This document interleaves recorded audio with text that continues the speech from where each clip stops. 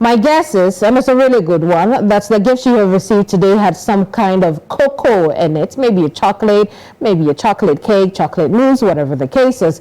But did you know that the continent produces about 72% of the world's cocoa? However, most of the cocoa products consumed here are not from here. And that's why we want to talk about local cocoa manufacturers or processors. Nanama Kufuor is CEO of Amonu Chocolates. She's joining us from Accra, Ghana, where Valentine's Day has been rechristened National Cocoa Day. Nanama, thank you so much for your time here on the program. Happy Val's Day to you.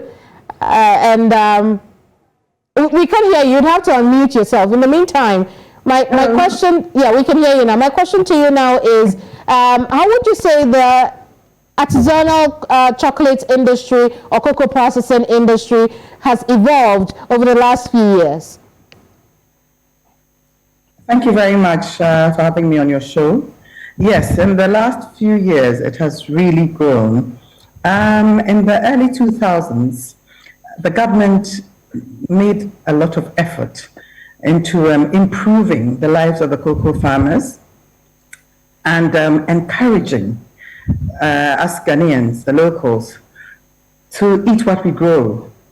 They realized that cocoa is our main cash crop, which has contributed a lot into building the infrastructure of the country, you know, since time immemorial, when cocoa was first introduced to Ghana by Tete Kwashi, who traveled to Fernando Po and came back with the seeds.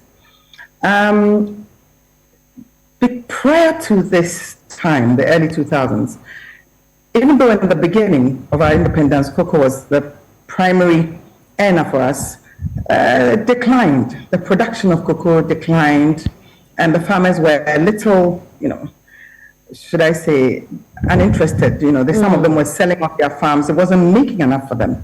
But when they did, the government made a conscious effort to let the farmers really realize the benefits of their job.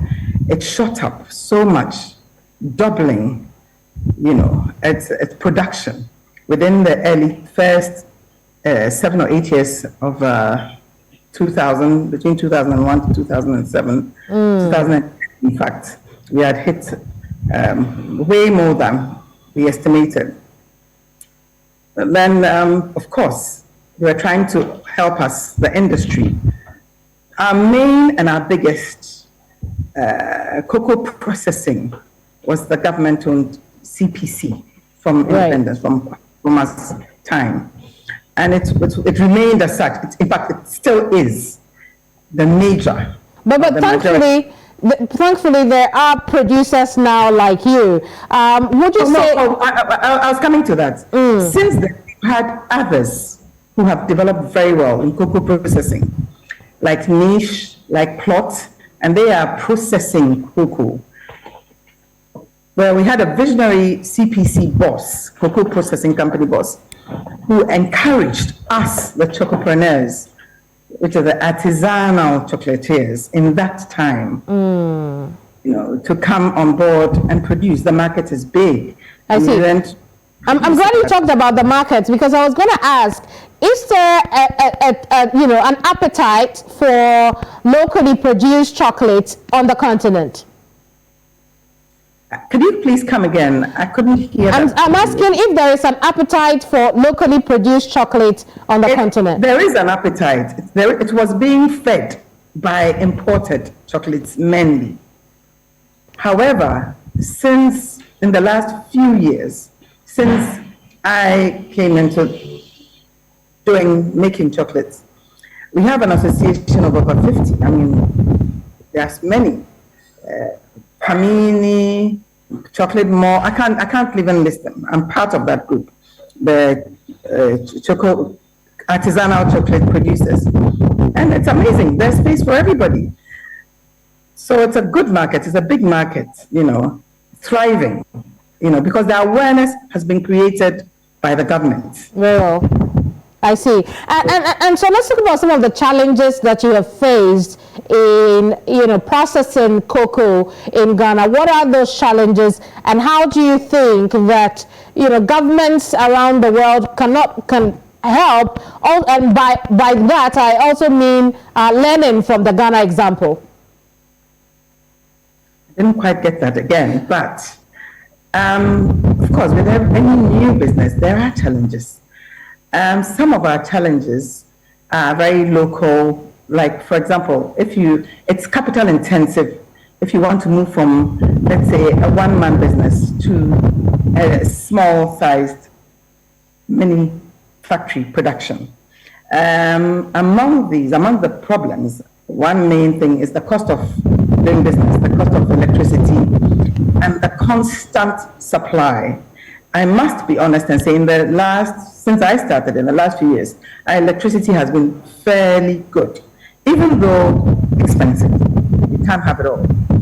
And of course, the machinery for bettering yourself to produce better quality chocolate is not manufactured in Ghana. So most of us small startups, medium-sized startups are importing equipment. Straight away, we have issues. It's capital, basically it's financing it, to grow. And as your demand grows, of course, you have to meet the demand. Once you have customers, they expect you to be able to supply. I see. And I believe we have lost Nanama there. Nanama, are you still there? Great. My last question to you is, what is the one thing that you think the government of Ghana could do to help the artisanal cocoa industry flourish? Our organization has been pushing for us to be able to buy our own cocoa beans directly, because all of Ghana's cocoa is sold by the government only. It is a cash crop. It's the main cash crop.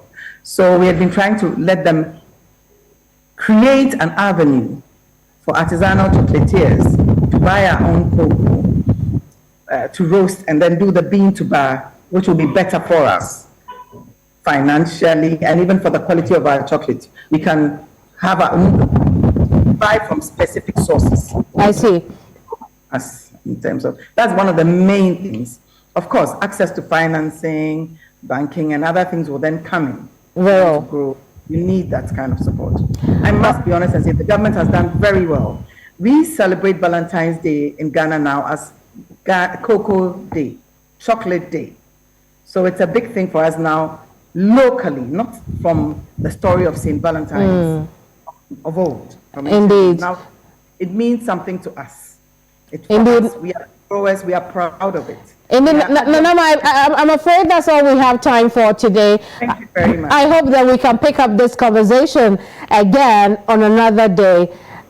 I'm grateful for my director says next year, but there will be more time to talk about chocolate another time.